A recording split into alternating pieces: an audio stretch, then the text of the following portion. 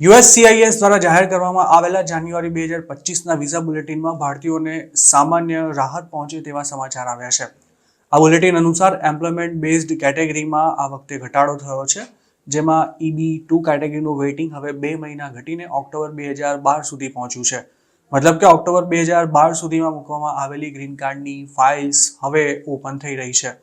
આ સિવાય family sponsored કેટેગરીમાં પણ વેઇટિંગ ઘટ્યું હોવાનું લેટેસ્ટ બુલેટિનમાં જણાવાયું છે, જેમાં યુએસ સિટીઝનના અનમેરિડ સંતાનો માટે ગ્રીન કાર્ડ મેળવવા F1 કેટેગરીમાં ફાઇલ કરાયેલી 22 નવેમ્બર 2015 સુધીની એપ્લિકેશન્સ પ્રોસેસમાં આવી ગઈ છે, જ્યારે F3 અને F4 કેટેગરીનું વેઇટિંગ અનુક્રમે 1 જુલાઈ 2010 અને 8 એપ્રિલ 2006 સુધી પહોંચ્યું છે.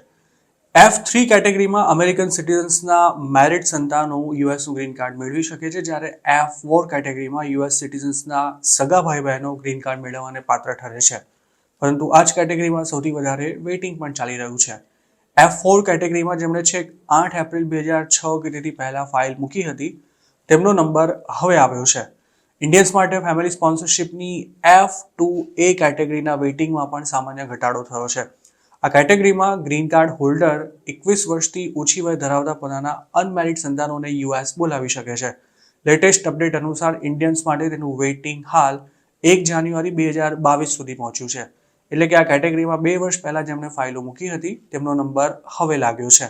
અમેરિકાએ ફેમિલી સ્પોન્સરશિપની દરેક કેટેગરીનો વાર્ષિક કોટા નક્કી કરેલો છે અને આ કોટામાં પણ દુનિયાના દરેક દેશને બરાબરનો હિસ્સો આપવામાં આવ્યો હોવાથી જે દેશના એપ્લિકન્ટ્સ વધારે હોય તેનું વેઇટિંગ પણ ઘણું ઊંચું રહેતું હોય છે. હાલ ચાઇના, ઇન્ડિયા, મેક્સિકો અને ફિલિપાઇન્સ એમ કુલ 4 દેશના એપ્લિકન્ટ્સને આ કેટેગરીમાં ગ્રીન કાર્ડ મેળવવા માટે સૌથી વધારે રાહ જોવી પડી રહી છે અને આ જ સ્થિતિ એમ્પ્લોયમેન્ટ બેઝડ ગ્રીન કાર્ડ માટે પણ છે. ફેમિલી બેઝડ ગ્રીન કાર્ડ કેટેગરીઝની જ વાત કરીએ તો F1 કેટેગરીમાં દર વર્ષે 23,400 ગ્રીન કાર્ડ્સ ઇસ્યુ કરવામાં આવે છે, જ્યારે F2 કેટેગરીમાં ઇસ્યુ થતા ગ્રીન કાર્ડની વાર્ષિક સંખ્યા 1.14 લાખ, F3 કેટેગરીનો વાર્ષિક કોટા 23,400 અને F4 કેટેગરીનો એન્યુઅલ કોટા 65,000નો છે. અમેરિકા દર વર્ષે એમ્પ્લોયમેન્ટ અને ફેમિલી સ્પોન્સરશિપની કેટેગરીમાં ટોટલ જેટલા ગ્રીન કાર્ડ ઇસ્યુ કરે છે તેમાંથી દરેક દેશને 7% જેટલો જ કોટા મળે છે, જેમાં ઓછું વેઇટિંગ હોય તેવા દેશોની સાથે સૌથી વધારે વેઇટિંગ ધરાવતા દેશો પણ આવી જાય છે, જેના કારણે ઇન્ડિયન્સે ગ્રીન કાર્ડ માટે વર્ષોના વર્ષો સુધી રાહ જોવી પડે છે. અમેરિકામાં ઇમિગ્રેશનના કાયદામાં છેલ્લા 30-35 વર્ષથી ભાગ્યે જ કોઈ મહત્વનો ફેરફાર થયો છે અને ગ્રીન કાર્ડના કોટાની લિમિટમાં પણ કોઈ સુધારો કરવામાં નથી આવ્યો. યુએસમાં ઇમિગ્રેશન લોમાં સુધારા કરવા કોંગ્રેસની મંજૂરી જરૂરી છે, પરંતુ દેશની પ્રવર્તમાન રાજકીય સ્થિતિને કારણે આ મામલે ડેમોક્રેટ્સ અને રિપબ્લિકન્સ વચ્ચે તાલમેલ ન રહેતો હોવાથી ઇમિગ્રેશન લોમાં પણ કોઈ સુધારો નથી થઈ શકતો.